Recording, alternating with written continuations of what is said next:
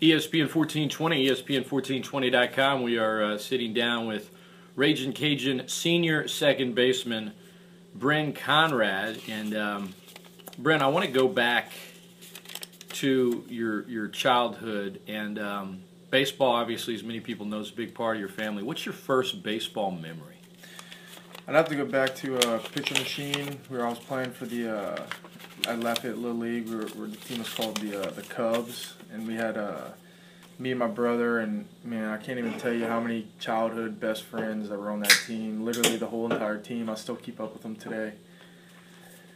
So you mentioned your brother. I mean, what's it like growing up in the Conrad house? I mean, I'm sure people have an idea. Boy, they're competitive. They play baseball, but what's childhood like for the youngest?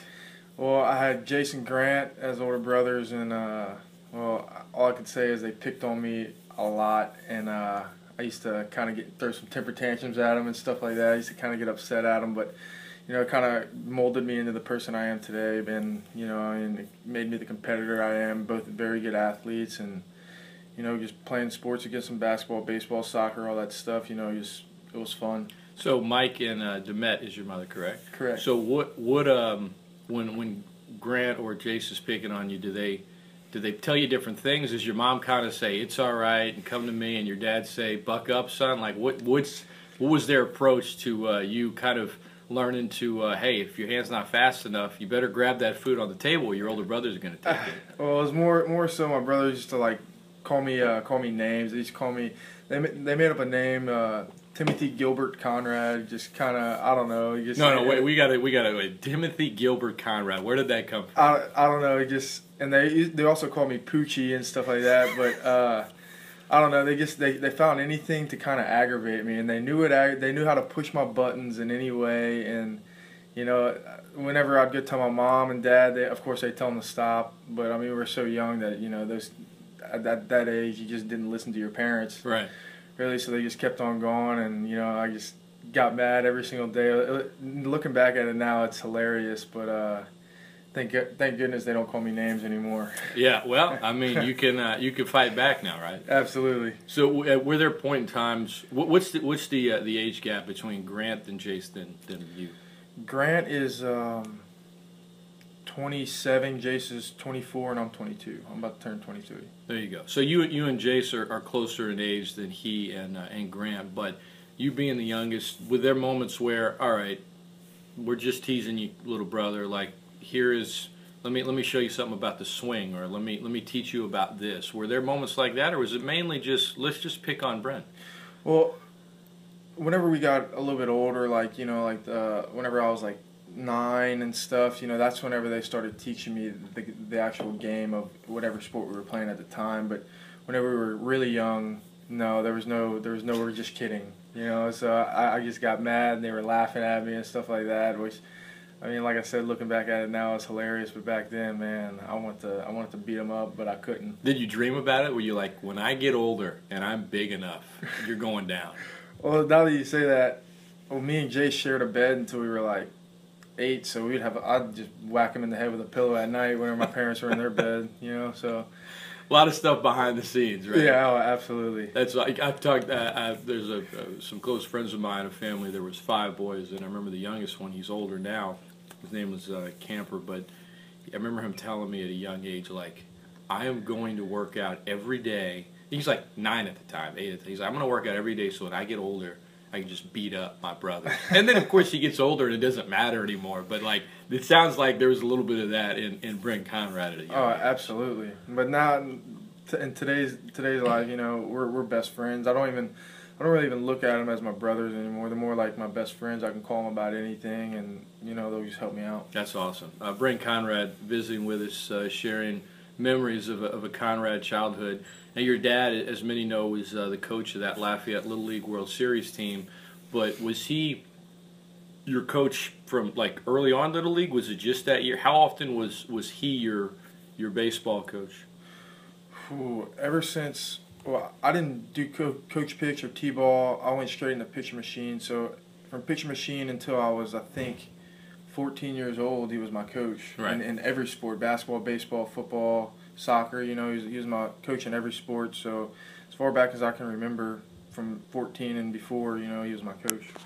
And that 05 team, I mean, how often do you get asked about it today? That was like the most famous Little League team from this area. I mean, people still bring it up.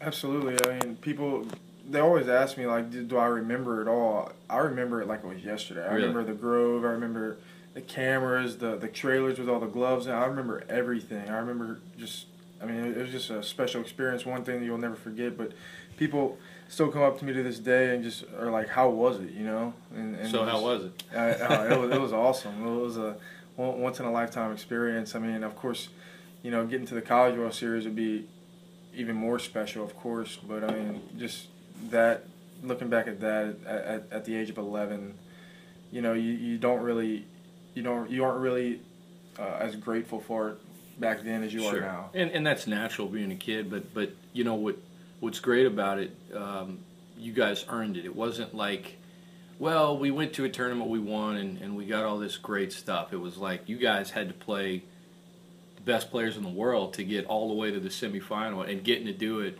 with your older brother and your dad, and I'm sure you have some close friends from that team. That's probably why you remember it like it was yesterday, right? Absolutely, and you know, little do people know, in the district tournament, which is the first tournament before, like, you go district, state, regional, and then the World Series. Right. We had actually lost the game in district, which that team could have made it to the World Series. That's the crazy thing about it. That was who was it? Evangel, I think it was. And then, you know, South Lake Charles is always great in state. Then we had to beat Bryan, Arkansas in the regional, and they had a guy throwing like 76, 78, which from 46 feet, which is equivalent to like 100. He was a man playing with boys at that point. Absolutely. But then again, we had Jace on the mound, and Jace was a man amongst boys as well. So. There you go.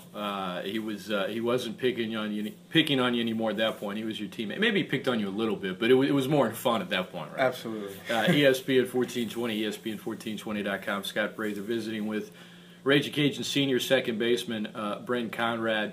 You know, I remember I had just moved back, and I had been in New Orleans. I moved back after Katrina, and I was just walking around the block where my parents live, and it was you guys had just won in dramatic fashion, and you were moving on, and I was just walking the dog, and this guy comes outside, this older gentleman, probably maybe 7 years old. I didn't even know him, and he was like, "Did you watch that?" And it was weird because I knew what he was talking about. I said, "Little League?" He's like, "Yeah." I was like, "I did." He's like, "Man, I root for them more than the pros," and it was that moment where it struck me. It was like, man, this is a real, like, the city, the community is completely behind this. This guy doesn't even know me, and he's all, you know, running outside of his house, and it was kind of drizzling, and he was just, I still don't even know who he was, but he didn't know who I was, and yet he just assumed that I had watched Little League. It was a big thing, and I think, you know, you guys being a part of it, and then you and your brother playing at UL, it's just helped sort of carry it on, and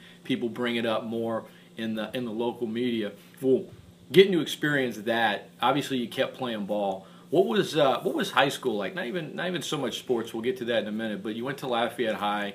What were you like in high school? Were you a kind of a social butterfly? Were you more of an introvert, a jock? I mean, I'm stereotyping here, and I hate to do that because I hate stereotypes. But if you had to put yourself in one, how would you describe yourself in high school? Well, Lafayette High, it was, I'm pretty sure at the time whenever I was in high school, was the biggest in the state, meaning the most people. And, you know, you can't meet everybody. So at Lafayette High, you kind of have your cliques. Like, you know, these people hang out over here for lunch, these people. And then, you know, I kind of just stuck to my group. I didn't really venture out as much because I didn't really know anybody going in. I was supposed to go to STM, and Jace decided to go to Lafayette High. And the reason why Jace did is because Grant did, so I did High because both my brothers did. But, you know, I didn't really venture out. I just kind of stuck with the people that I did meet and I did know. So, I mean, that was kind of my thing. Brenn Conrad, our guest, ESPN1420, ESPN1420.com. Did you play a lot of sports at Lafayette High? I just played baseball. I remember Jace got hurt his freshman year. He tore his meniscus. He was a running back for the freshman team, and he quit. And I remember him telling me, he was like, "Dude, I mean, you can play if you want, but it's a risk of getting hurt because I know you want to play baseball." and you know that kind of stuck in my head. My dad talked to me about it, and Was baseball always your favorite sport? actually no, basketball is my favorite. I was just too short, and I mean. Sounds like me, minus the athlete part. I wasn't an athlete, but yeah, I love basketball. I would have played forever if I could have. Basketball is You is still a you really still fun a sport. big basketball fan? Yeah, I love basketball, especially I love college basketball. I mean, pros, once you get to the playoffs, it's one thing, but college basketball is my thing. Brenn Conrad is our guest, but baseball was the sport at Lafayette High. What's your, I guess, when you think of your time playing baseball for the Lions, what's the first memory that comes to your mind? Playing in the championship games my sophomore and junior year, we had lost to Catholic of Baton Rouge my sophomore year, and then we lost to Jesuit my junior year. We gave up 5 runs in the first inning versus Jesuit and ended up losing 5-4. So that still haunts me to this day. But The losses stick with you more than the wins in sports, don't they? oh, absolutely. I mean, it can eat away at you. Whether it's if you're passionate about it, it doesn't matter if it's a rec league game or a championship game. It's those losses that stick with you. Was there ever any question as to where you would play at the next level, as to if you would play at the next level? Well, I had a couple D1 offers. I had like ULM, UL. I'm trying to think.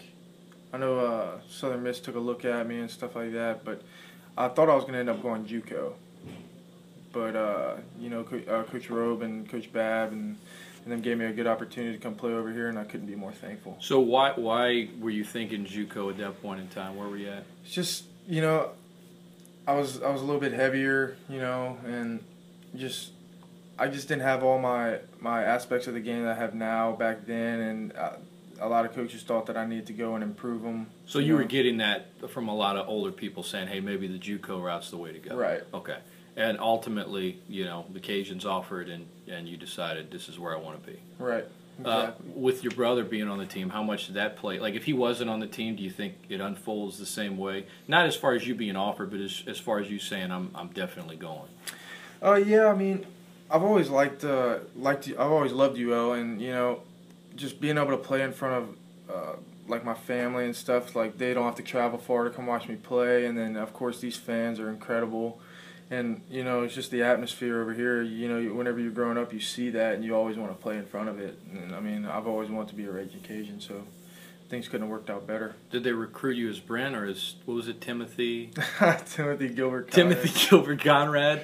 You know, see, Section A is going to hear this. I might have some fun with that. But man. no, it's Brenn Conrad, second baseman, Ragin Cajun senior, our guest. Your freshman year, you know, I know there was a life-changing moment near the end of it, but going back to when you arrived on campus and you're starting with fall ball, I didn't play college sports, but I just remember the transition from high school to college, and you're really trying to just figure it out, and people can tell you, but you don't really know until you start doing it. You were home, and yet you're at a totally new place, right? What's going through Brenn Conrad's head? One, when he starts college, and two, once he starts playing ball in college.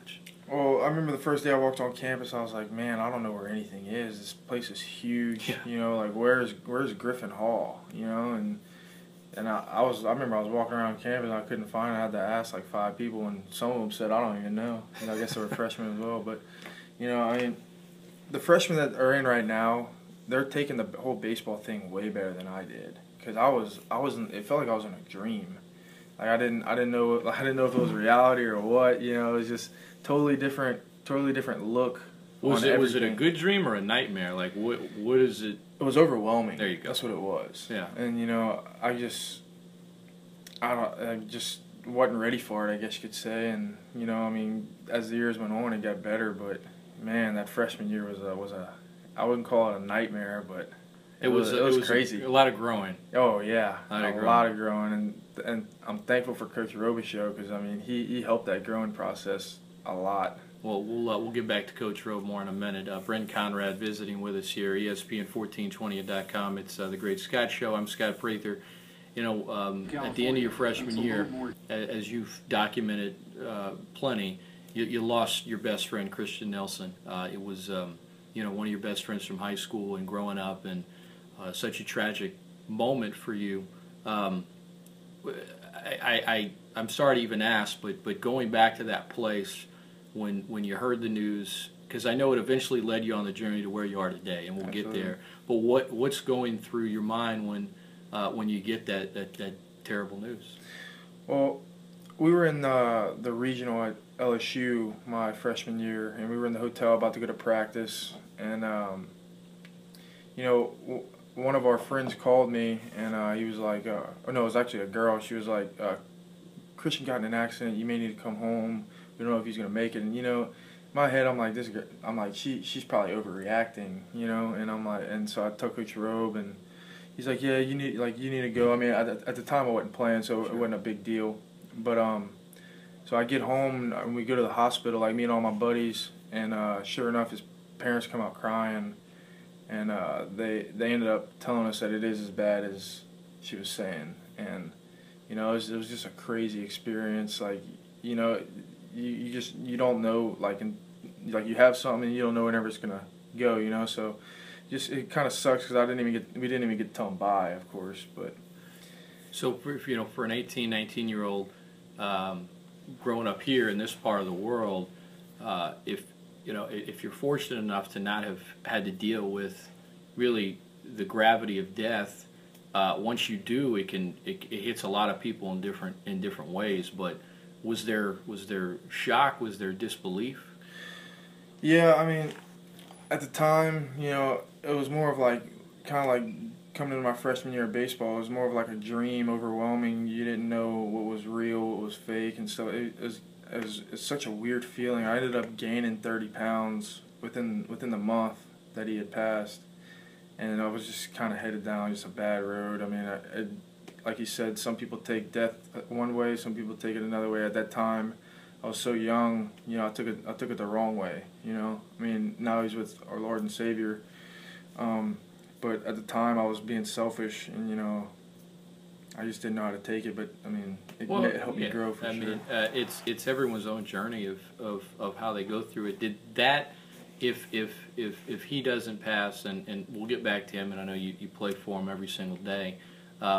If that event doesn't take place, had you already had plans to maybe go the JUCO route, or how much did that play into you going to Iowa Western for just a semester?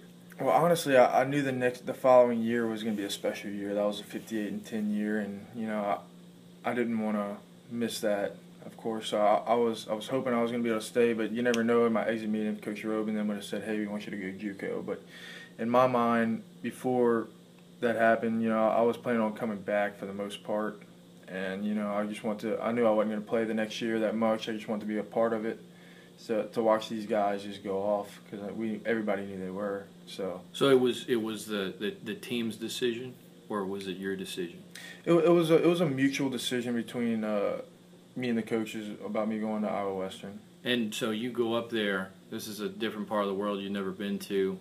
I remember reading some articles 2 years ago about it. You kind of described it as you were lost. Mm-hmm. What's that? Why were you lost? What's the experience like up there? And I remember reading about how they're kind of trying to change your game a little bit. It just didn't fit, right? Right. I mean, whenever I got up there, I made some of the best friends in my life, that's for sure. But I mean, it just didn't feel like home, and the baseball part wasn't fun for me up there anymore, just because of certain things. And I just needed to come back home. And I did, and at the time, whenever I did come, I didn't love baseball. Whenever I did come back home for Christmas break, I didn't love it. So Coach Robe and them called me in their office like, "Hey, look, we want you to come back in red shirt." And I was like, "Nope." So at that time I had quit baseball, which is probably the biggest regret of my life. But I mean, I'm still playing today, so I couldn't be more thankful. Brenn Conrad, our guest. So you come home. You don't actually play up there, right? Though did you guys play games up there? In the fall for junior college, you can play outside competition, but it doesn't count towards your record. Right. So you keep your eligibility. You come back, but so your brother's on this team. You have friends on this team. They get the number 1 ranking. They're 58, and they finished the year 58-10. Went away from the College World Series. At what point, because you were home in the spring, at what point did you, I guess, regain your love for baseball, or decide, I'm ready for this? What changed in you? Well, I was working at Bell Sporting Goods for that spring semester, and I think it was about, I don't know, probably about a month in, and I was like, man, I'm not ready to work right now. I should still be having fun playing baseball, you know. Sure. And I mean, nothing against Bells by any means. Just I wasn't ready to work, and I started thinking. I started talking to my dad, and then I ended up just walking into Coach Robe's office, and I think at the time they were like, I don't know, like 14 games in or something like that. I just went in and I was like, look, Coach, I miss it. And we ended up talking, and he told me to come back in the fall. So And there you were. So in a lot of ways, you went through so much from your freshman year to, all right, it's technically your sophomore year, but you're a couple years removed from high school. When you mentioned earlier, you see kind of the young guys and how they handle adjusting to new stuff.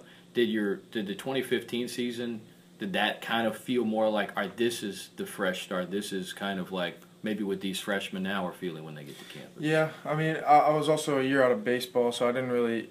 I lost my swing a little bit. I was still trying to regain it and stuff, and just playing in front of people again and all that stuff. You know, that's literally people know that's a huge deal. You know, playing in front of 5,000 people is a lot of people. Yeah.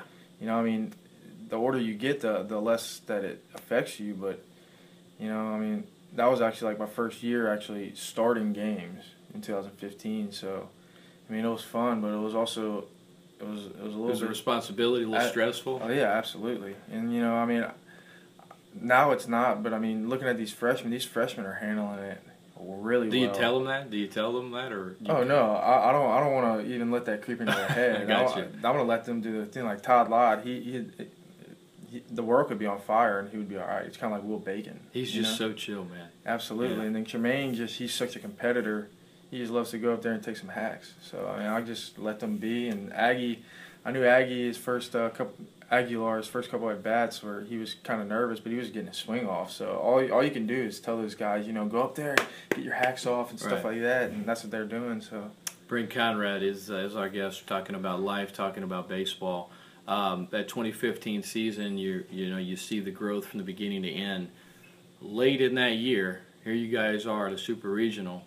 That was, I remember, Associate Head Coach Anthony Babin. I remember Bab saying, during that run, just how special it was because it was unexpected. I mean, you guys are an out away from being 2-Q at the conference tournament. You make a run, you get you win the tournament. I mean, Trosclair's Grand Slam was epic.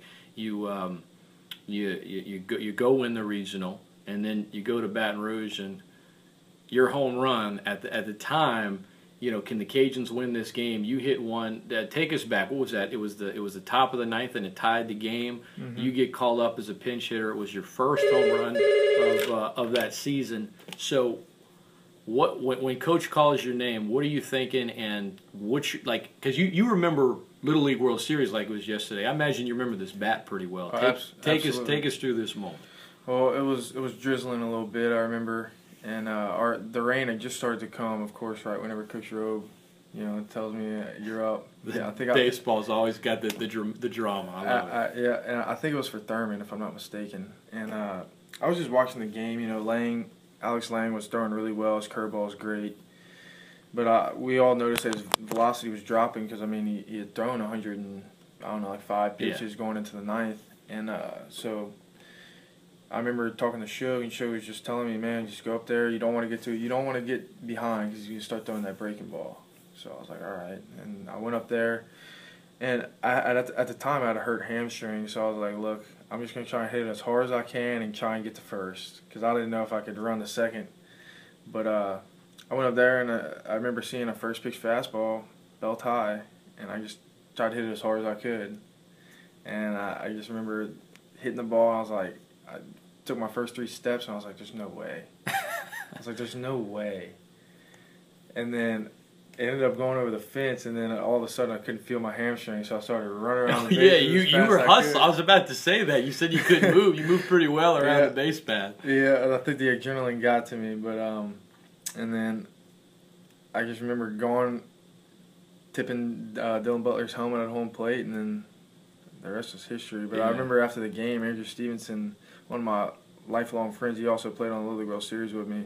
Little League World Series team with me. He came up to me after the game and he was like, "Dude, that was the coolest thing I've ever seen." And I was like, thinking in my head, I was like, "Dude, if we would have beat y'all, yeah, you yeah, be saying that." You wouldn't be all smiling right Yeah. now if that had helped us beat you. But no, that was probably the best moment of my life, just cause. Now, almost 2 years later, last season, your junior year, how much did you grow? Not just as a player, but you talked so much about Coach Robe working with you and helping you grow outside of baseball. What do you think the biggest, I guess, step of growth was it your sophomore year? Was it your junior year? Is it still happening right now? I think it was last year. That was the biggest step, and of course I'm still growing this year too. You know, Coach Robe, he has in the fall he has team meetings called he has Motivational Monday and stuff like that, and just, you know, it's all about growing you as a person, and every day is Motivational Monday. That's what I feel like. Still to this day, he really doesn't talk about baseball. He talks about life. He always tells us he doesn't care if we win or we lose, as long as we go out there and compete. You know, he says the team that's going to win is who has the most men on their team. You know, and that's always stuck with me. I mean, there's so much more to be said about Coach Robichaux, but you know, you can't put it into a 10-minute interview. Yeah, right. And you know? and Robisms, and he's kind of. I mean, he had a press conference 2 weeks ago, and it ended up going viral. But I mentioned on my show I was a little surprised it went viral, only because it's stuff he says all the time. You know, it just happened to kind of catch fire. But this is who this guy is, and he's got a lot. I mean, he's pretty famous for the metaphors. Absolutely. Is there one that sticks out more than any other that he's used during your time? Because as Baptist, because he's been with him for 20+ years, he's like, there's no way I could just name one. Off the top of my head, no. I mean, you kind of put me on the spot. I can't really think of any, but literally, there's so many. I wish, the Robisms Twitter thing. Yeah. Y'all don't even have 1/100th. Yeah, there's of so the many Robisms. more that need to go on there. I can't really think of any right now, but literally just everything he says is just so inspirational, I guess you could say. So no doubt. Brenn Conrad, now it's your senior year. Where's this team at right now, and where do you guys need to get to? Well, right now we're in the growing process, you know, and I mean I'm sure people are tired of hearing that, but I mean it's the truth. The past couple of years, we make our stride in the second half because, you know, we aren't a full team yet in the first half. We need to mesh together, and I think it's coming. I mean, we have all the talent. We have the pitching, we have the hitting, we have the defense. Our pitching and defense have been phenomenal. So I mean, it's just all about the hitting. I mean, I feel like we're showing sparks of it. It's about when it catches fire. Right. You know, and I mean, you'd much rather want to catch fire late in the season rather than early. Now that you're a senior, how much does Robe lean on you? Would you describe yourself as one of the leaders on the team? Yeah, I would, but I mean, what's your style? Is it more lead by example, or are you more talkative? A little bit of both. A little bit of both, but I mean, I'm just I'm a competitor. Penny's a ultra competitor, and Robe kind of relies on us on the hitters, and as well as Joe Robbins, of course, one of the seniors, one of the leaders, one of the better players, and all that stuff. But you know, you can't just have one leader or 2 leaders or 3 leaders to lead a team. You know, I mean, not even 5 or 6. You got to have a bunch of them, man. You got to have a lot of leaders to be able to lead it, be able to make a team go. You know, and I mean, that's the thing that we're searching for. I mean, that's what Robe always talks about. We need more leaders. And you know, I mean, I'm trying to do a better job. Penny's trying to do a better job. Joe. I mean, the pitchers are doing a great job leading their staff. It's more about the hitters trying to get everything under control. ESPN1420, ESPN1420.com. Just a few more minutes with Brenn Conrad. We appreciate you taking the time, Brenn. What are some of your interests outside of baseball? We've been talking about baseball this whole time in your life, but when you get a little bit of downtime, what do you like to do? Well, considering I'm probably tired most of the time, I'll probably just go and watch movies. I love movies, scary movies. So horror movies. What's yeah. the favorite? I like the Paranormal Activities. I like the Sinisters. I like the Conjuring. I like all that stuff. I mean, So you're the one. You're the all those sequels they make. I can say who goes to see that. Brenn Conrad's there. 100%. He's there. I haven't seen Get Out yet. I know. Me neither. But I've heard a lot of good stuff about it. I too. definitely need to check it out. I know you're zoned in on the season, but what do you? I'm sure Coach Robe has probably talked to you about it. You know, he talks to everybody about it. You know, there's life after baseball too.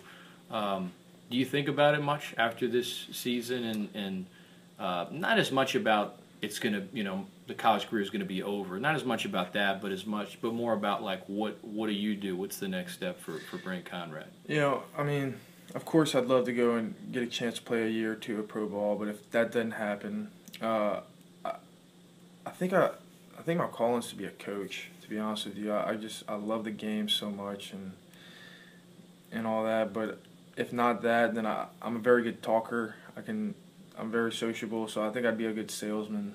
So but there's a good chance that life after Cajun baseball is still going to include baseball. Probably. How much do you talk to Chase and sort of being on the road and working his way through the minors?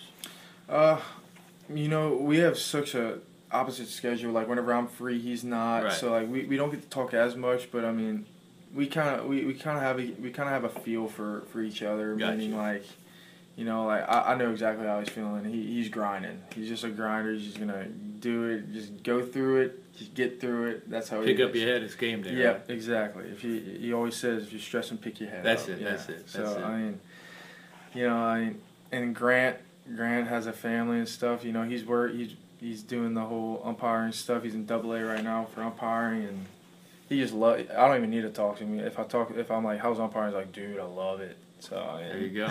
Baseball is in the Conrad blood. Yeah. And as Coach Robe likes to say, you guys have a flair for the dramatic.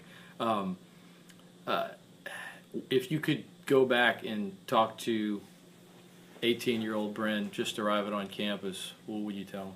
Slow down. I feel like back then I was trying to be an 18-wheeler whenever I needed to be on a tricycle. That's a Conradism. Can we do that? Man. That sounded like a Robeism. Oh, that was good. That was good. But yeah, I mean, back then I was so sped up. You coming in, you're like coming out of high school, you're like, I'm the best. Sure. But guess what? You're not. You're not. And it's okay that you're not. Right? Exactly, of course. And I mean, it's just like, you're trying to press for everything. You're trying to get everything going. And whenever you just need to slow down. That's if I had to go tell myself a couple years ago one thing, that would be just slow down, man. Christian Nelson, you're very open about how you play for him every time out on the field. How has his I know his family, his friends, how much do you guys take it upon yourselves to make sure, and to the lives he saved? I know he was an Oregon owner. How much do you guys take it upon yourselves to say he'll never be forgotten? Like we're going to continue kind of living his legacy. Absolutely. I mean, they have an Instagram for him and stuff, and he gets a couple hundred likes on Facebook and all that stuff. Like, people aren't going to forget, I mean, I couldn't be more happy. Like, everybody, all my friends and people that I don't even know, I'll be walking around and I'll see the Christian's Legacy wristband. Sure. And I mean, that just means so much to me. It means so much to his family. It's awesome to know that people will never forget his legacy. And lastly, in talking about your life, and you're only 23, right? So 22. 22. Look at that. I'm sorry. You're only 20. When is your birthday? June 24th. All right. Happy early birthday. So hopefully we'll be in Omaha for that. Dude, talk about a nice celebration. I'm down for that. So you're only 22, and God willing, you got many more years in front of you. But looking back at the last 22, you've been through a lot. You've experienced a lot of different things that some 22-year-olds haven't. How has the lessons of baseball helped you in your life, and vice versa? How has sort of the life lessons helped you on the diamond? I mean, for baseball, you're going to fail a lot, and in life you're going to fail a lot. That's what I've realized. And, it's all about how you take it and how you respond to it. And that's the biggest thing that I've learned from baseball and from life. Is like, baseball and life are kind of like the same exact thing. That's the way I think of it. I mean, you got a 30% of getting a hit in baseball, and in life you're not going to get everything right all the time. You're gonna mess up. You're gonna make mistakes.